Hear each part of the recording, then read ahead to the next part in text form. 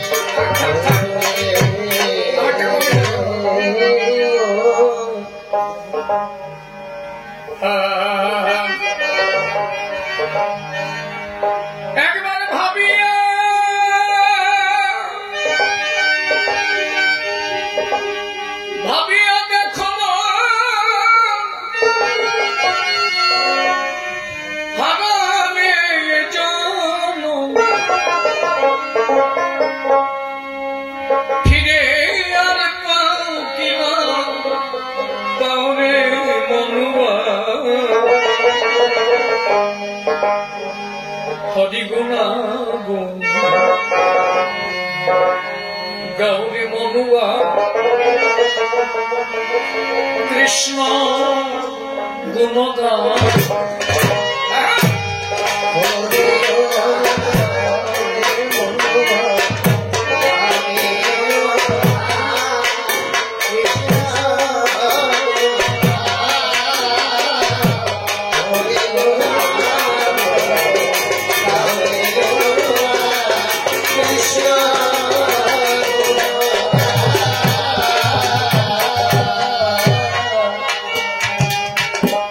ভাবিয়া দেখো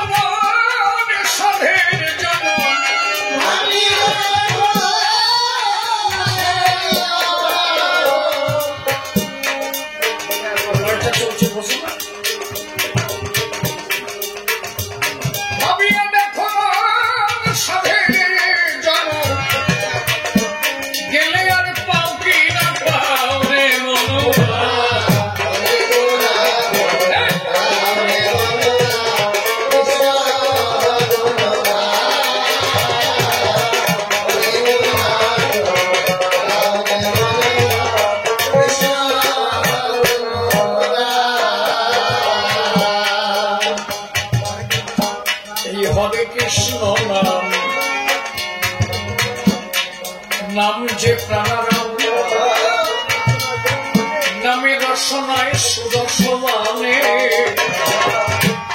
হরে কৃষ্ণ নাম, এই নাম যে প্রাণারাম, নামে রসনায় সুদর্শনে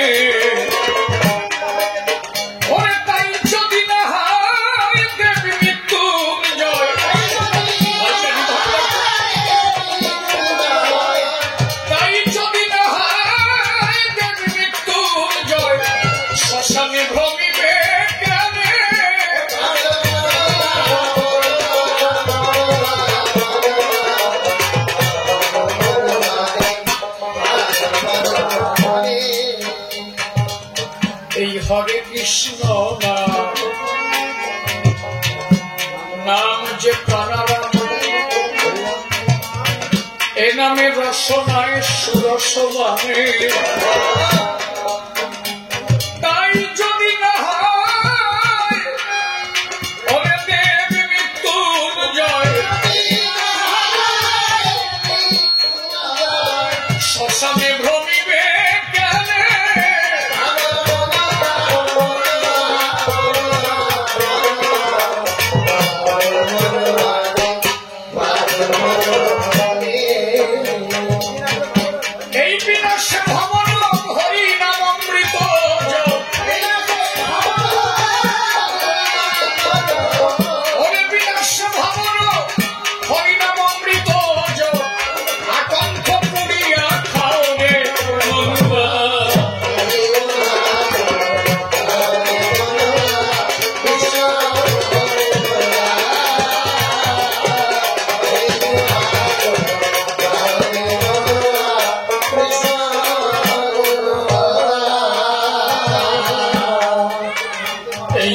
যে মহাধন অমূল্য রতন, এ নাম গোলকে গোপনে ছিল,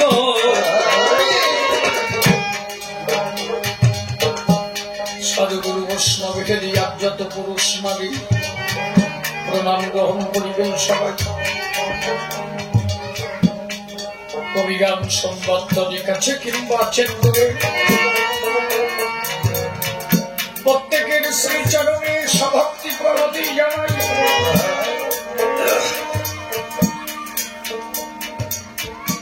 এই গান লিখলেন বাবু অমূল্য রতন সরকার, প্রণাম জানাই চরণে তার। মহাসাধক কবি ছিলেন একজন। বক্সের ভলিউমটা একটু তুলে দেবো, আমি তো স্কেলে পরে বেশি কথা বলি, বক্সের ভলিউমটা তুলে দেবো।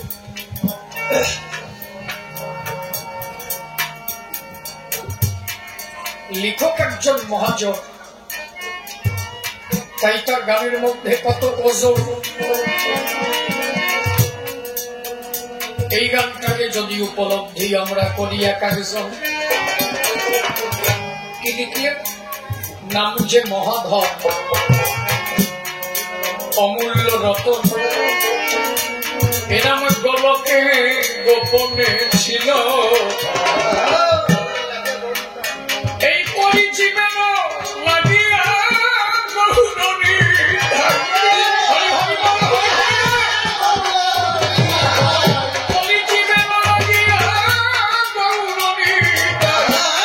জগতে আনিয়া দিবা।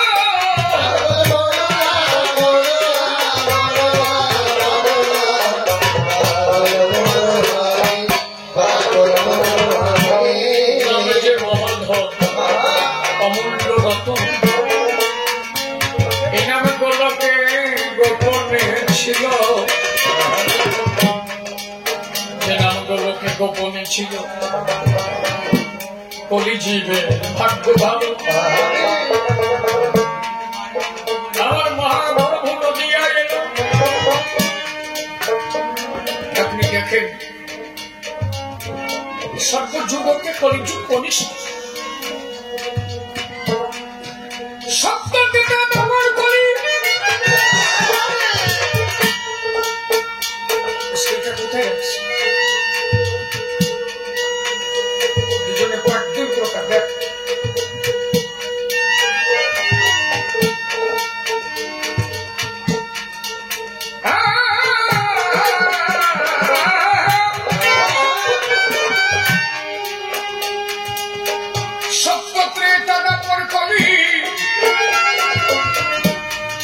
চার যুগের কথা বলি, বসে শোনেন শ্রোতা মন্ডলী। কলিযুগ সর্বকনিষ্ঠ যুগ। কনিষ্ঠ মানে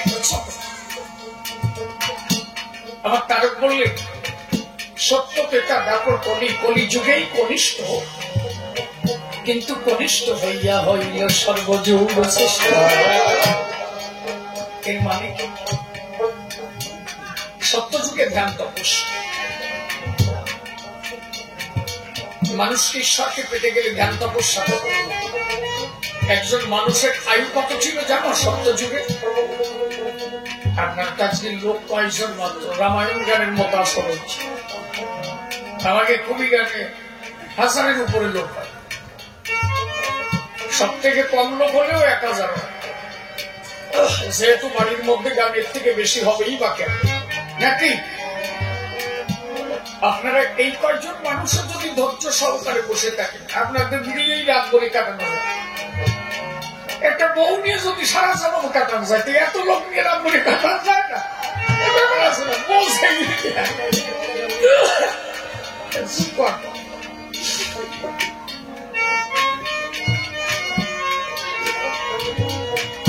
বলেন সত্যযুগে ধ্যান তপস্যা। সত্যযুগে একজন মানুষের আয়ু ছিল 1 লক্ষ বছর। শাস্ত্রীয় সিদ্ধান্ত দিয়েছে একজন মানুষের আয়ু ছিল সত্যযুগে 1 লক্ষ বছর।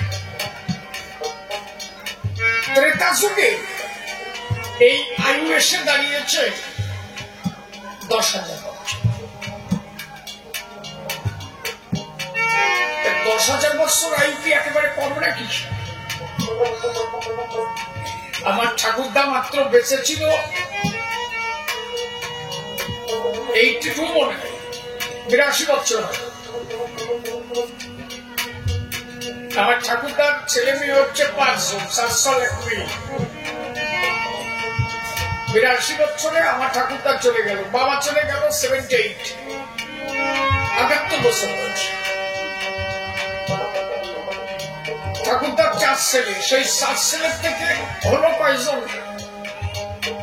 আমরা 3 ভাই 4 বোন। আমার ছোট কাকার 2 ছেলে 2 মেয়ে, মেজো কাকার 2 ছেলে 2 মেয়ে, মেজো কাকার 5 ছেলে 4 মেয়ে। তার মানে একেতে হয়েছে কত? 30-32 জন হয়েছে। এখন নাতি পুতি দিয়ে হিসেব করলে প্রায় 100 কাভার হয়ে গেছে। আমার ঠাকুরটা যদি আর 200 বছর বাঁচে থাকতো, মোটামুটি একটা গ্রাম আমাকেই দিতে হতো। আর যদি 1000 বছর কেউ বাঁচে, এটা জেলা ক্লিয়ার হয়ে যায় না।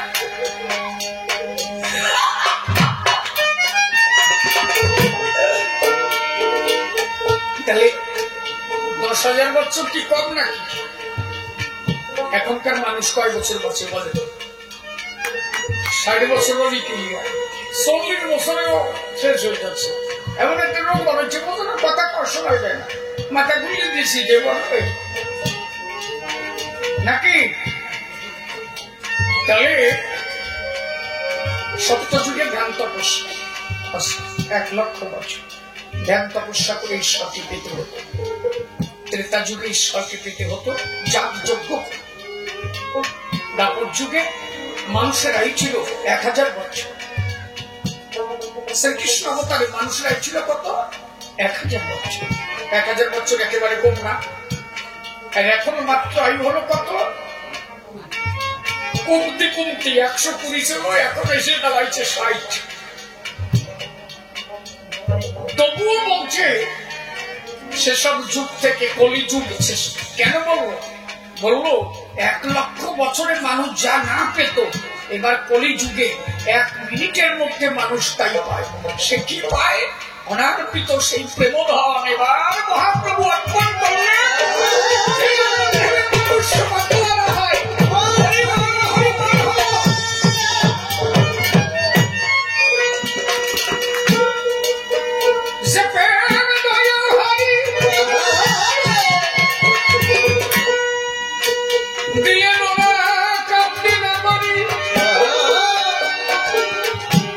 সেই মহাপ্রভু হয়ে হরি শ্রীধাম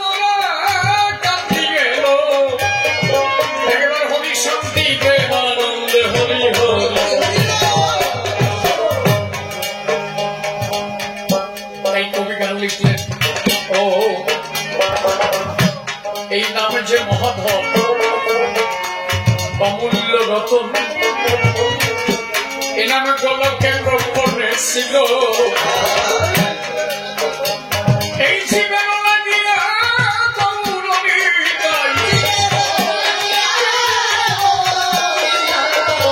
জগতে আমি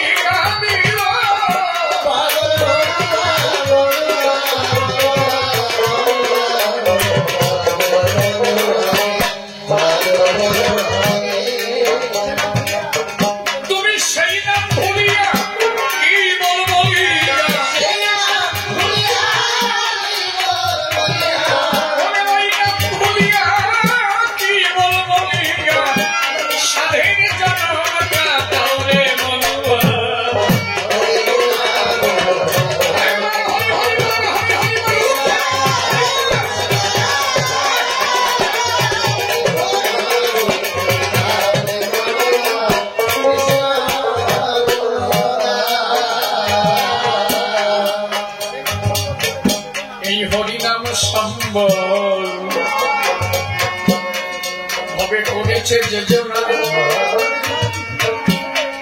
ওরে তার কি তুলনা আছে, মধুর হরিনাম সম্বল করেছে যোজনা, ভবে তার কি তুলনা আছে।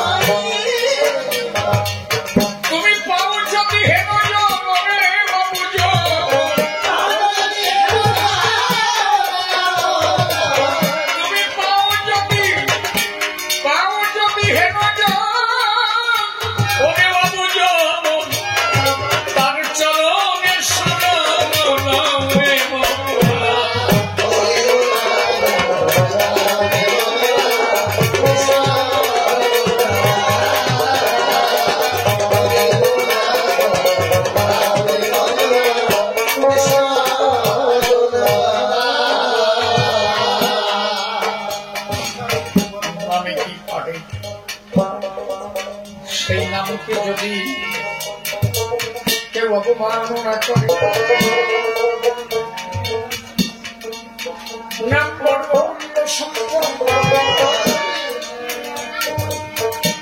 নামে মানুষ মিলে পায় তার মূল সম্পদ, নামে হতে পারে পেটে পারে সে হরিপ্রেমের মত। নামে কি হয় জানো? আশ্চর্য একটা কথা শুন।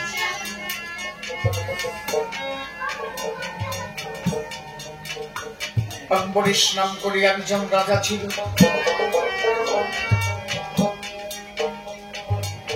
রাজা রাজকার্য ভালোভাবে চালায়।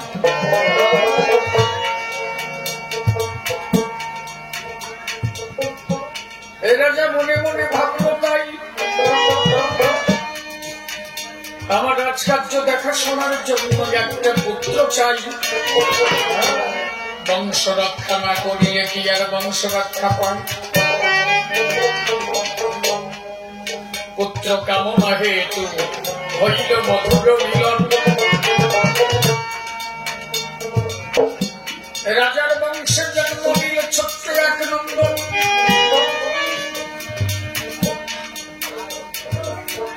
সেই ধাত্রী মাতা ঘরে ছিল যে তখন ধাত্রী মাতা মনে মনে ভেবেছিল তাই যে পুত্র জন্ম দিল রানীমা আমি এর বিধির লিখন পরীক্ষা করিতে চাই। আজকে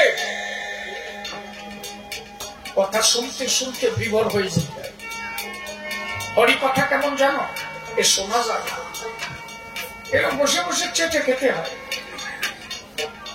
এক মিনিটে শুনতে শুনতে শুনতে শুনতে বিভোর হয়ে মনে হবে আমি শুনছি আর দর্শন করছি, ঘটনাটা ঘটছে। শ্রবণে যার হয় দর্শন ধন্য তারই মানব জীবন।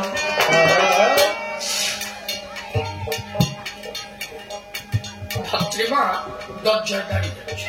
আপনারা জেনে থাকবেন আগে তো ডেলিভারি হতো, আগে সিজার টিজার কিন্তু ছিল না নাকি, আর যে মা ধরতো ওনাকে ধাত্রীমা বলা হতো।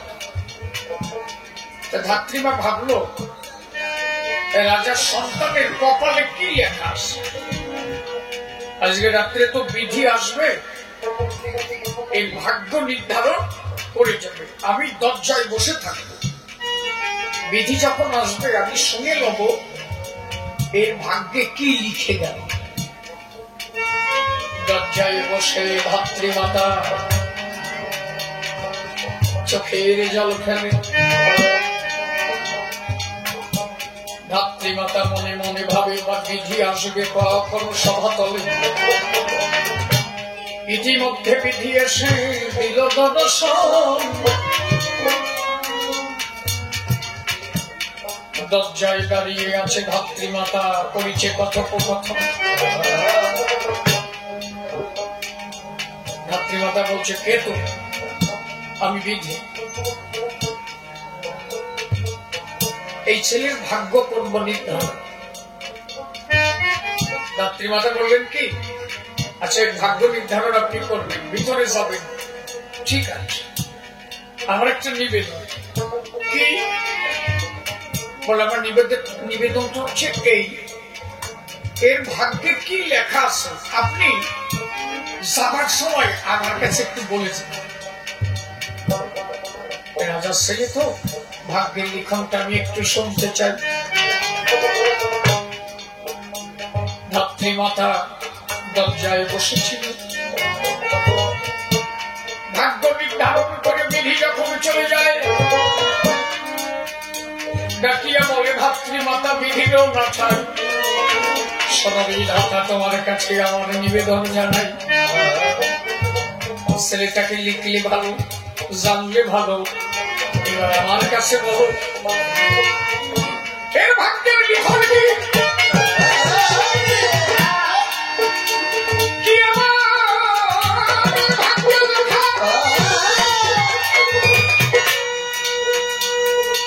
আমার কাছে কহো এই ভাগ্যে কি লেখা আছে। লোভমূল কাজ করো, একটা চলো।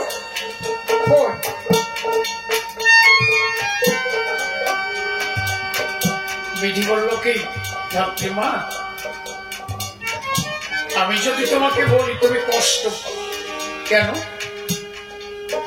বলেন এই ভাগ্যে যা লেখা আছে তা বলা যায় না। বলে তবু আমি শুনতে চাই কি ওর কপালে আছে। বললো কপালে লেখা আছে 10 বছর বয়সের মৃত্যু ঘটবে।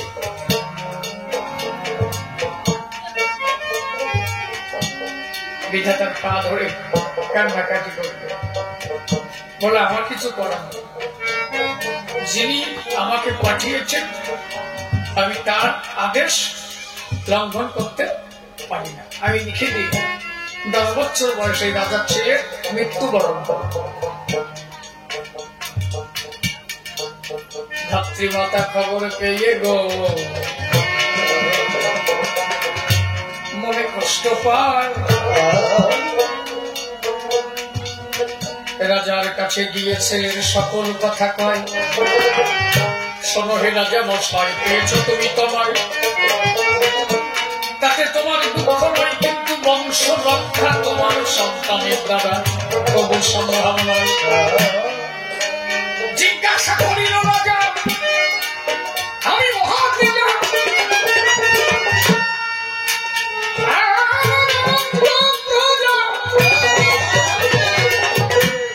আমি কত প্রজাপতি সাজা,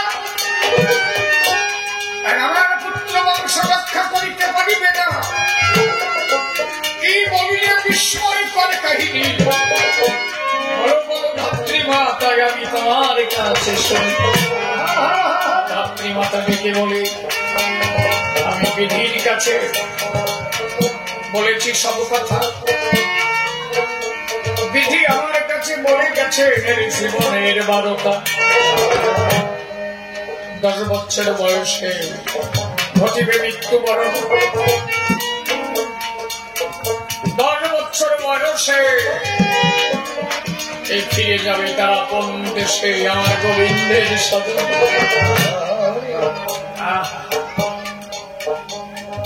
তোরা বাকি তো কি আছে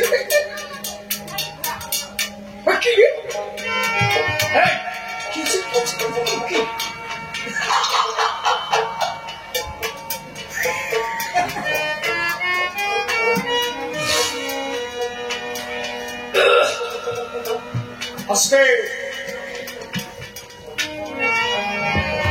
রাজা মশাই শুনে ধাত্রী মাতাকে বলল কি, ছেলেটাকে ওর মার কাছে তুমি বেশি যেতে দেবে না, আর আমার কাছে আসতে গেলেও বেশি আসতে দেবে না। বল তাই হয়, আপনার ছেলে আপনার কাছে যাবে না? রাজা বললেন, আমি জানি সন্তান আমার। ছেলেটাকে কেন আসতে দিতে চাইনি জানা? ও যত আমার কাছে আসবে তত আমার মায়া জড়াবে। আমি তো জানি 10 বছর বয়সে আমার সামনে মতো ছেড়ে চলে যাবে। আমি যাতে ওর মায়া থেকে দূরে থাকি, তাই তোমার কাছে বলে রাখি। শোনো ধাত্রী মাতা, তোমারে বলছি কাকি, রানীমার কাছে যত কম পারো তত দেখি, বেশি দিও না। ও তো জানি না যে সন্তান মাত্র 10 বছর পর্যন্ত জগতে থাকবে।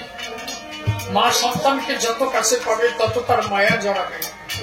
ও যদি বুঝতে পারে 10 বছর বয়সে সন্তান চলে যাবে, এলো পাগল হয়ে যাবে। যত দূরে রাখো তত ভালো থাকবে। কিন্তু রানীমা খবর পেয়ে, খবর তো চাপা থাকে। রানীমা ওই ঘরের দরজা দিয়ে একা একা কাঁদে, হে গোবিন্দ, আমার জীবন নিয়ে যদি আমার সন্তানের জীবন ফিরে দেওয়া যায় তাতেও আমি বাঁচতে চাই না, তবু আমার সন্তানদের যেন কিছু হয় না। এটা হচ্ছে মা বাবা। আমার ঠাকুর বলছে, মাতা পিতা গাছের গোড়া, হরি গাছের ফল, গাছের গোড়া কেটে কেন আগায়? মা বাবা তার জীবনের সমস্ত আয়ু ছেড়ে দিতে পারে, কিন্তু কোনোভাবে মা তার সন্তানকে ছেড়ে দিতে পারে না। কোন ডাক্তার যদি কোন মায়ের অপারেশন টেবিলে সিজার করার সময় বলে, শোনো মা, হয় তুমি বাঁচবে নয় তোমার সন্তান বাঁচবে, দুজনের মধ্যে একজনকে তোমার ডিসাইড করে দিতে হবে। কি বলে জানো? মা তখন বলে, আমি মারা যাই দুঃখ নাই, আমার সন্তান যেন জগতের আলো দেয়। এই হচ্ছে মা। দিবারাত্র মা চোখের জল ফেলছে। ছেলেটা যখন 9 বছর বয়স, ও দেখে কি রাস্তা দিয়ে বাচ্চা ছেলেরা স্কুলে যায়, মা এসে জড়িয়ে ধরে, বাবা এসে কোলে নেয়, কত আনন্দ পায়। কিন্তু আমার বাবা তো একদিন আমার একটু কোলে নিল না, আমার মা তো একটু আমার ভালোবাসে না। একদিন রাজার কাছে এসে জিজ্ঞাসা করলো, বাবা বাবা, সবাই সবাইকে আদর করে, কিন্তু তুমি আমার আদর করো না কেন? একদিনও মা আমাকে কোলে কেন নেয় না? আমি তো রাজার ছেলে, আমি তো কমা না। রাজা বলে, তাই খোকা, মনের ব্যথা তুই তো জানিস। বলো, না, আমারে না বললে হবে না। বলো, তোমরা আমার আদর করো না কেন? যদি আমাকে সত্য প্রকাশ না করো, তাহলে আমি আমার জীবন আহুতি দেব। আমি রাজ সন্তান, আমাকে তুমি কেন বলে না? মা কেন আমার আদর করে না? আমার কেন স্কুলে দেওয়া হয় না? আমি কি শিক্ষা পেতে পারি না? আমি কি আমার সন্তানের সঙ্গে খেলতে পারি না? আমি কি আমার মায়ের স্তর ভাগ করতে পারি না? রাজা বললেন, চুপ কর বোকা, তোর মা যে তোরে কত ভালোবাসে তুই কি জানিস? গিয়ে ডাক ঘরের উপরে দরজা দিয়ে, তোর মা কান্না করে পাগলেরই প্রায়। আর আমি তোকে কোলে নিলে ভালোবাসি না, তুই আমার ভালোবাসার জানিস কি? আমি রাজকার্য পর্যন্ত ছেড়ে দিয়েছি শুধু তোর চিন্তায়। কি এমন চিন্তা বাবা? বলে, তুই জানিস তোর আয়ু মাত্র 10 বছর, 9 বছর শেষ হয়ে গেছে, আর 1 বছর আছে। আমি জানি আর 1 বছর পরে তুই জন্মের মতো ছেড়ে যাবি। খোকারে, আর 1টা বছর তুই আমাদের কাছে আছিস, এই জন্য তোর স্কুলেও নিবি আর আমার কাছেও নি না। কেন জানিস? যত আমার কাছে আসবি তত তোর মায়ায় ভালোবাসায় চড়ায় আমি দিবারাত্র থাকি ঘরে, চোখের জলে বাড়ির ভিতরে হয়, কিন্তু তোরে দেখাতে পারি না কত ভালোবাসা।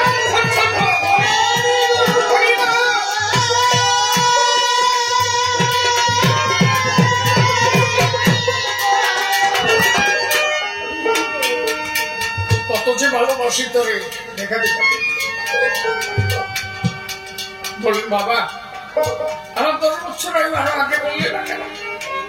বলে, তুই যদি ব্যথা পাস।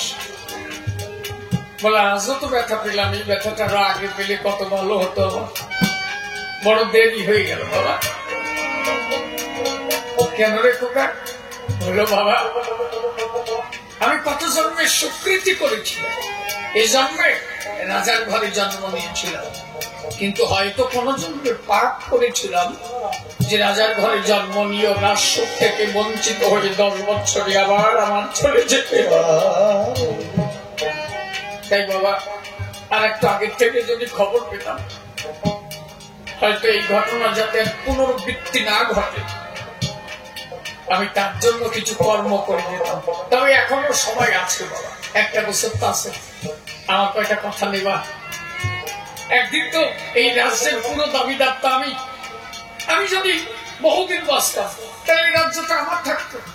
তাহলে আমি তোমার রাজপুত্র হয়ে তোমার কাছে নিবেদন করছি, আমি 3টে জিনিস তোমার কাছে ভিক্ষা চাই, তুমি দেবে?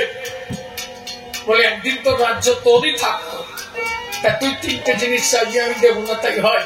বল কি চাস? বল বাবা, 1 বছর পর্যন্ত তোমার রাজ্যে কারো কর নিতে পারবে না, কোন প্রজার কাছ থেকে তুমি কর নেবে না। বাবা বললেন, আচ্ছা ঠিক আছে, তোর চাওয়া পূর্ণ করবো। আর কি বল? বলো বাবা, 1 বছর পর্যন্ত রাজ দরবারে তোমার রাজ্যে যত সাধু সন্ন্যাসী আছে, সমস্ত সাধু সন্ন্যাসীদের তোমার রাজ দরবারে জায়গা দিতে হবে, একটা সভা বানাতে হবে।